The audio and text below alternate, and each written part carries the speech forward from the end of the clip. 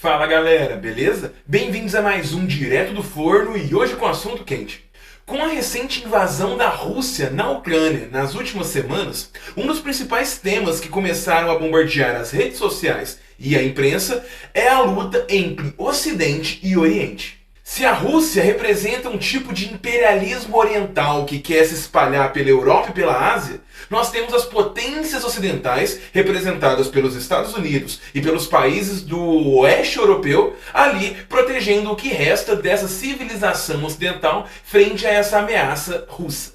Mas será que isso realmente faz sentido? Será que estamos vivendo um grande choque de civilizações? E digo mais, o que será que define o Ocidente e o Oriente? Porque geografia não é, já que Austrália e Nova Zelândia, lá na Oceania, são considerados países ocidentais.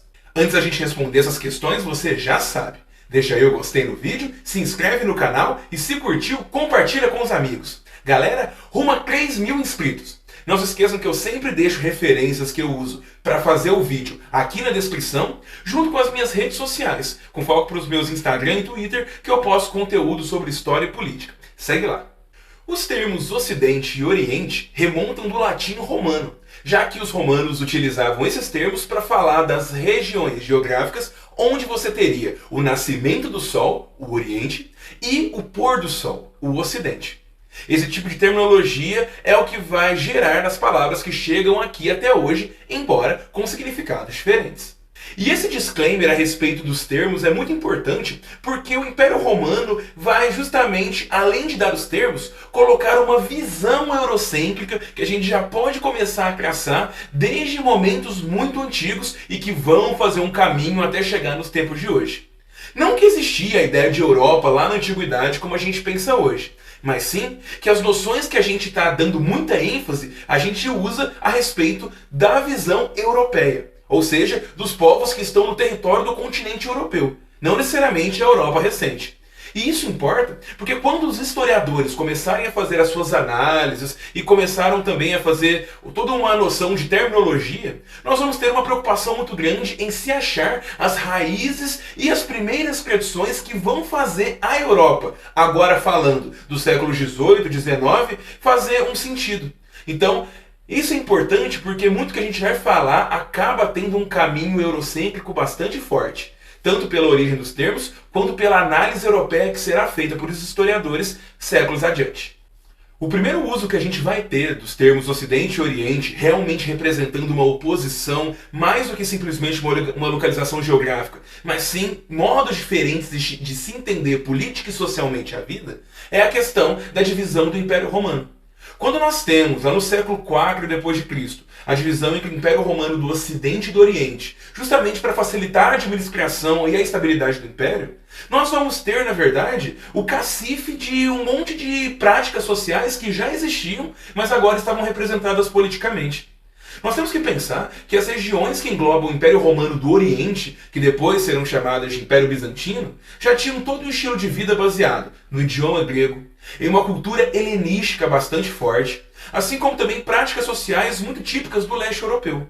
Da mesma maneira, nós vamos ter naquele momento do século IV depois de Cristo, no Império Romano do Ocidente, o começo de uma cristianização avançada dessa região, assim como também um monte de práticas que têm uma tradição muito maior, desde os séculos que faziam a monarquia e a República Romana. Toda uma população que já vivia com um culto helenístico bastante cedo, da época de Alexandre mesmo. Além disso, nós vamos ter toda uma questão de práticas que ficava dentro da sociedade do Império Romano do Ocidente, que englobava as noções da Gália, que englobavam o norte da África no Mediterrâneo, que englobavam as noções que vai se ter na chamada então Bretanha, mas que hoje é o que a gente conhece como a Ilha da Grã-Bretanha. Esses lugares vão ter noções próprias que vão estimular as suas composições sociais e vão dar toda uma cor específica para esses povos, toda uma identificação, toda uma noção de pactos. Então, mesmo quando a gente pensa normalmente no Império Romano do Ocidente ou do Oriente, o que nós estamos vendo, na verdade, é uma questão política, mas que, na verdade, esconde inúmeras práticas sociais de várias matizes e que também são ligadas a várias religiões e modos de viver a vida. E isso é importantíssimo, porque quando a gente vê na história, parece que a gente só vê a história dos impérios, países, mas não entende como os povos e a sociedade se compõem e se manifestam. Essa noção que o Império Romano dividido vai criar vai ser muito utilizada pelas sociedades com os séculos a vir, já entendendo essa diferença do Oriente, no sentido ainda europeu, focado num leste europeu com práticas gregas. Assim como o Império Romano do Ocidente, cada vez mais cristianizado e, claro, sob a supervisão da Igreja Católica. Porém, e algo que deve ser bem chamativo, é justamente uma briga teológica que vai transformar essas noções de Ocidente e de Oriente, novamente, na Europa, como algo realmente de oposição. No caso, o cisma da Igreja que vai acontecer no século XI, colocando ali a Igreja Católica como maior representante teológica do cristianismo no Ocidente e a Igreja Ortodoxa, que está ali no Império Bizantino ou Império Romano do Oriente.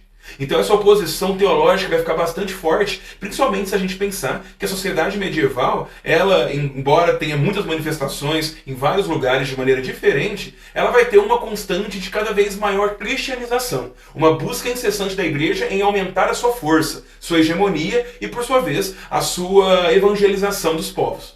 E olha que eu estou falando desde o começo do vídeo. Perceba como a gente está focando muito nos povos que viveram na Europa. Nós não temos o conhecimento a respeito dos povos chineses, indianos, japoneses e dos milhares de povos que compõem a Ásia. E isso é uma coisa muito interessante de se pensar, já que parte justamente da perspectiva de historiadores europeus que querem focar muito na sua própria terra, no seu próprio continente.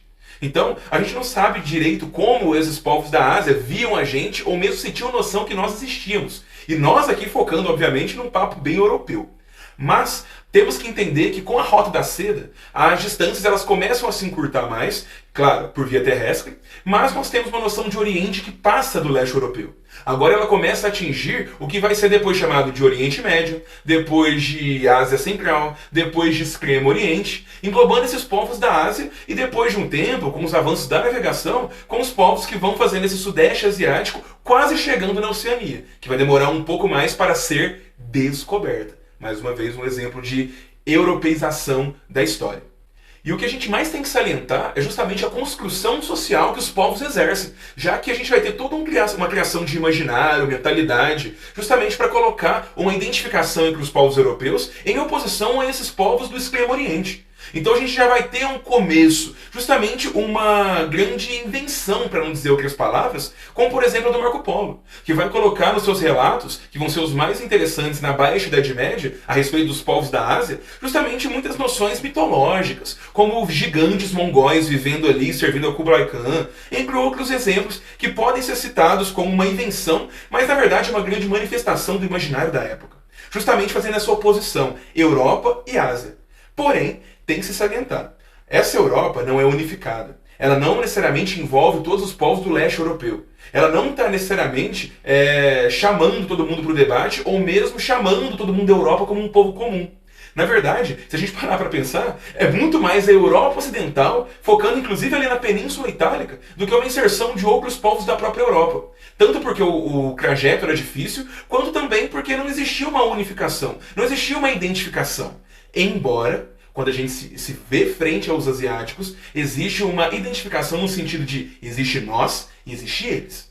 Então é bem interessante a gente focar nisso. Não num jeito unificado, recente, como se existisse realmente um eu e um outro, mas numa noção já primordial de que existem povos diferentes e que existe algum laço de composição entre a Europa já naquele momento. E são nessas noções de Ocidente e Oriente que vão passando os séculos que a gente vai inclusive ver muitos conceitos políticos que ajudam a explicar a inserção de alguns países no Ocidente ou no Oriente, justamente porque nós temos no século XVII o Estado-nação. A ideia após Paz de Westfália, em 1648, após uma guerra de 30 anos que devastou a Europa, justamente uma formulação estatal mais rígida, que colocava estados identificados com povos e cultura. Dessa forma, a gente vai ter cada vez mais uma solidificação dos países europeus, lembrando, europeus, e isso levava também a ter uma maior diferenciação perante os outros povos. Os europeus em si competiam bastante, inclusive por diferenças religiosas, como o catolicismo e o protestantismo, noções comerciais, noções de tradições nobiliárquicas, como batalhas por herança, ou por justamente ser o próximo na linha de um trono, porque você era primo do monarca que faleceu. Esse tipo de coisa vai realmente ser um grande conflito. Porém, a gente vai ter ainda cada vez mais uma solidificação dessa oposição frente a outros povos, que podem ser tanto os do Oriente, mas também os povos da África. E depois, claro, os da América. Só que com o passar dos tempos, a Europa começa seus processos de colonização, de imperialismo, de expansão. E isso vai ter consequências, como essa inserção da Ásia como uma grande região que, ao mesmo tempo que ela fornecia recursos, fornecia riquezas e contatos políticos interessantes. A gente vai ter sim um reconhecimento das lideranças asiáticas. A gente vai ter sim um reconhecimento do poderio deles. Mas, claro, vamos ter também planos das monarquias nacionais europeias que querem pegar esses territórios e recursos para si. É um conhecimento que mistura também uma conquista, uma noção de você ganhar uma hegemonia comercial de uma região. O que faria com que os países aumentassem seu tesouro, o que faria com que o rei tivesse uma extensão maior de poder, e essas coisas têm que ser levadas em consideração.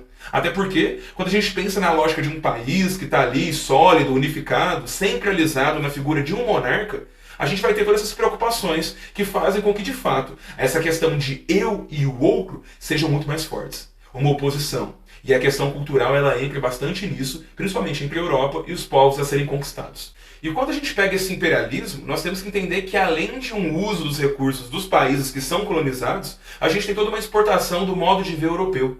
Justamente a ideia do fardo do homem branco. A ideia, que se baseia também muito em um racismo da época, de que certos povos conseguem atingir o seu máximo da civilização e outros povos não. E o dever desses povos evoluídos seria levar o progresso e a civilização para esses menos evoluídos.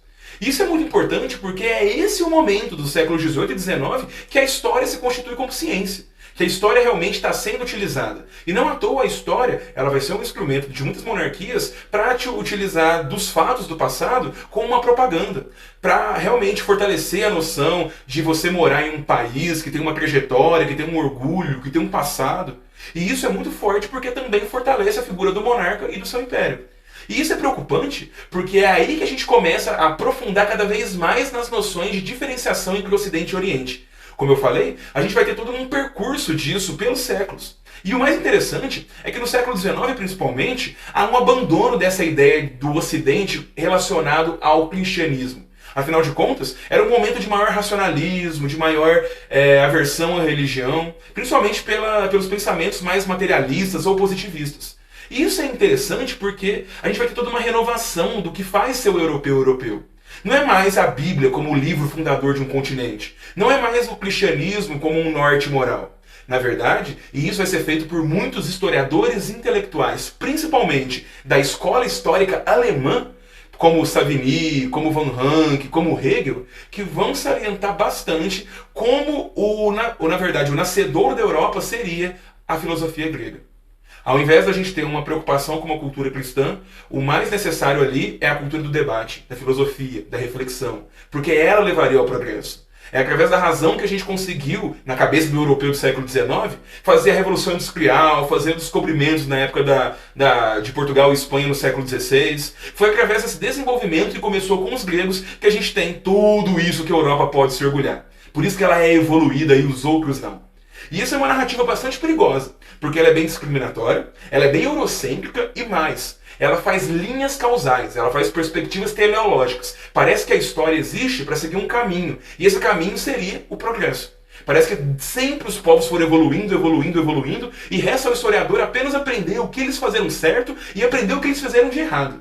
Inclusive, essa noção da história como uma figura pedagógica também já foi declinchada aqui.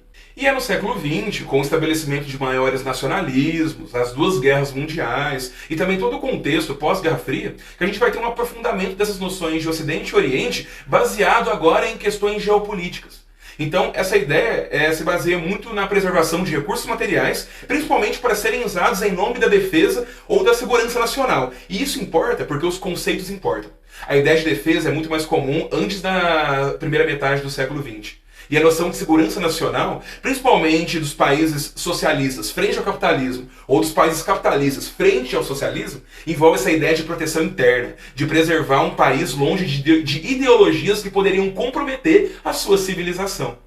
Isso fica mais preocupante quando na década de 60 nós vamos ter reflexões mais conservadoras falando do papel de como certas culturas e certas tradições levaram os países a serem o que são hoje, ou melhor, na época. E isso, novamente, acaba reaproveitando muito do discurso do século XIX, com uma historiografia bastante nacionalista, focada em um país, orgulho, grandes figuras fundadoras, grandes tradições, e que ignoram em grande parte o povo ou certos componentes sociais. E isso é mais preocupante ainda quando a gente chega na década de 90, em um mundo multipolar, que a gente tem todo o fenômeno da globalização, o fim da Guerra Fria, e vamos ter uma batalha entre dois intelectuais, o Francis Fukuyama e o Samuel Huntington. O Francis Fukuyama falando, por exemplo, que o fim da experiência socialista na União Soviética seria o fim da história, com no melhor sentido hegeliano, que para o Hegel a história seguia um caminho rumo à liberdade, e essa liberdade levaria ao progresso. Uma razão superior levaria os homens a seguir esses caminhos. E com isso, o Fukuyama ele vai argumentar que a única alternativa viável no momento seria a liberal capitalista. Já o Huntington já falava o contrário, que na verdade, com o fim desse mundo bipolar, o mundo entraria numa esfera de lutas civilizacionais baseadas em questões culturais. Como não teremos mais duas grandes escolhas de sistemas, já que o capitalismo venceu, o próximo foco seria como as culturas iriam conviver com as outras. Como essa batalha de hegemonia aconteceria no mundo da globalização. E aí que ele começa a falar, justamente no seu livro, que na verdade era um ensaio e depois virou um livro, o chamado Choque das Civilizações, que ele vai fazer inclusive um mapinha explicando o que faziam cada civilização ser cada civilização, as relações sociais, geográficas, históricas. Só que isso vai receber muita crítica.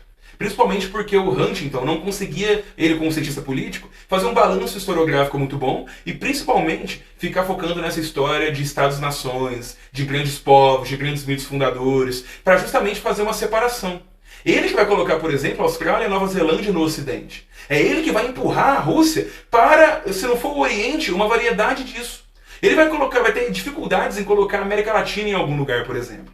Esse tipo de coisa é muito importante porque, principalmente as pessoas de tradição conservadora, num caso mais específico do Samuel Huntington, você vai focar muito nessas civilizações e principalmente no que fazem as grandes tradições serem grandes. Para muitos conservadores, principalmente de internet, você pensa que o Ocidente pode ser resumido em filosofia grega, direito romano e moral judaico-cristã. Como se esses três pilares realmente fossem uníssonos, universais e não tivessem interações com outros povos. Parece que a Europa jogou essas três cartas e fez essa escolha, e que todo mundo comprou. Quando na verdade nós temos muito mais tons de cinza, interações brilhantes de várias civilizações e culturas diferentes. É só pensar que desde o Império Romano mesmo, quando você começou todo esse papo de Ocidente e Oriente, você tinha no Mediterrâneo uma troca cultural imensa, desde os povos africanos dentro do continente, até os povos do Saara, até inclusive os povos do Oriente Médio, e mesmo algumas inserções mais focadas do lado oriental da Mesopotâmia. E isso acabou se aprofundando na Idade Média, e depois inclusive na Baixa Idade Média, e depois inclusive com o colonialismo. Essa filosofia grega que na verdade se baseava muito em ensinamentos persas e que se comunicavam bastante com a filosofia egípcia. Esses ensinamentos, por exemplo, de direito romano, que coexistiam com o direito consuetudinário bárbaro, assim como outras inovações jurídicas que envolviam inclusive noções misturadas com os árabes que estavam ali dominando a região da Península Ibérica entre os séculos 8 e 15 depois de Cristo. E assim como outras inúmeras interações que a gente vai ter, que trocavam línguas, culturas, e na verdade, mais do que uma exclusão ou separação civilizacional, a gente vai ter na verdade interação. É o que mostra, por exemplo, a historiadora Adeline Roccoat, quando vê a Península Ibérica e nota um monte de tradições que os povos portugueses e espanhóis vão pegar dos mouros. Assim como, por exemplo, a gente entende hoje que os povos cruzados tinham muitas relações que envolviam inclusive as famosas sucerania e vassalagem com povos árabes. Assim como também os bizantinos tinham uma grande comunicação com outros povos, inclusive vikings. Então isso tudo acaba criando microcosmos de interação e reinterpretação da história, que pelo tempo que passam também mudam significados, contextos, e isso importa. Porque aí a gente muda todo o modo de viver, todo o modo de entender uma sociedade, como ela se compõe. E tudo isso é para argumentar que esses três pilares que se joga falando que é o mundo ocidental, na verdade são três escolhas arbitrárias que não se comprovam com os fatos e, na verdade, corroboram muito aquela historiografia do século XIX, nacionalista e focada em ressaltar porque a Europa era grande. Então, não é à toa que muitos vídeos de conservadores, que são o principal foco político, que faz essa crença da sociedade ocidental vencer, acaba que a gente tem muito esse papo de evolução, de como a sociedade chegou aqui a ser grande. entre outras coisas. E esse tipo de análise que o Huntington faz, por exemplo, acaba incentivando bastante preconceitos, discriminações de maneira geral, inclusive a xenofobia, envolve toda uma má interpretação política, já que, por exemplo, você olha para a Rússia hoje em dia, você pensa no Putin, você não pensa no povo russo. Você não pensa nos microcosmos, nas oposições, em como estão sendo os pactos de poder que deixam o Putin lá. Mesma coisa na Ucrânia, mesma coisa na Alemanha, mesma coisa nos Estados Unidos, mesma coisa na China. Então esse tipo de análise acaba focando muito nos países e colocando os povos como um só. E isso é muito problemático. Principalmente para alguns povos que estão metidos em zonas de guerra, como por exemplo os povos árabes, tão constantes com guerras civis e questões fundamentalistas que acabam virando grande alvo de preconceito. E aí você acaba acabando com um monte de indivíduos que não tem nada com isso. E isso tudo é para colocar que sim, a Rússia hoje em dia, pelos cientistas políticos e internacionalistas, é sim colocada numa perspectiva geopolítica no Oriente. Porém, a gente não deve pensar e confundir isso com questões de tradições históricas, a gente não deve pensar nisso como que eles são completamente opostos de qualquer outro povo, que eles são únicos e por isso podem ser inclusive demonizados. Na verdade, quando a gente pensa que a Rússia está sendo colocada no Oriente, é de fato uma comunicação que eles possuem com os povos de lá, relações geográficas, questões políticas, juntando isso que a gente tem a geopolítica. Mas, acima de tudo, temos que entender que existem microcosmos, existem pequenas noções sociais, existem várias questões que, colocadas regionalmente, mostram um ambiente bem mais vasto que não apenas grandes tradições, ou grandes líderes, ou grandes países. Então a gente tem que pensar que sim, se a gente está colocando a Rússia no Oriente, os Estados Unidos no Ocidente, realmente é uma questão de geopolítica, história recente e algumas valorizações de algumas características em comum.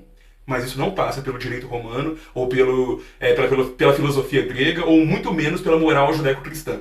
Assim como é errado pensar nos asiáticos como povos extremamente autoritários, coletivistas, como era muito comum, inclusive, pelos historiadores do século XIX. O Edward Said, por exemplo, no seu clássico Orientalismo, vai falar justamente de como a Europa criou esse personagem Oriente. Um ambiente justamente caricato, focado em coisas exóticas, com um povo racialmente inferior e, principalmente, que não conheciam as limitações do poder, o livre mercado e as grandes conquistas de direitos humanos que a Europa possuía. Quando, na verdade, o buraco era muito mais embaixo. E a gente tem que justamente prevenir grandes preconceitos históricos e também sociológicos quando entende países, sociedades e indivíduos. Ah, Felipe, então o que acaba colocando mais as pessoas então, no Ocidente e no Oriente? Basicamente, entendendo uma perspectiva geopolítica, como eu disse, e focando em estados-nações, a gente tem escolhas políticas de países que se flertam muito mais com acordos e alianças da época da Guerra Fria. É por isso que o Ocidente, basicamente, é a OTAN, que já era o tratado militar dos países capitalistas durante a Guerra Fria. Assim como o Oriente, na verdade, é países que flertavam com a esquerda durante a Guerra Fria, mas ainda assim com diferenças. O Mao Tse-tung, na Revolução Chinesa, China comunista, não falava como os soviéticos, não se tratavam muito bem. Inclusive, vão ter épocas que eles vão cravar batalhas. A mesma coisa, por exemplo, com os países socialistas que estão ali no Vietnã, por exemplo, na região da Indochina, que estão Vietnã, Laos, Camboja. Enfim, essas noções, então, acabam, justamente por essa geopolítica da Guerra Fria, acabam incentivando os usos dos termos hoje academicamente e na imprensa. Porém, não se pode confundir isso com as noções históricas que fazem cada povo ser um povo. Quando na verdade a gente sabe que todo mundo teve muito mais interação e justamente cooperação, justamente para sobreviver, do que a gente pensa ou vê nas aulas de história. Gente, muito obrigado pela audiência, espero vocês na próxima quinta com mais um vídeo e deixem aí nos comentários o que vocês acharam e sugestões para próximos vídeos. Dito isso, até a próxima quinta, galera. Tchau, tchau.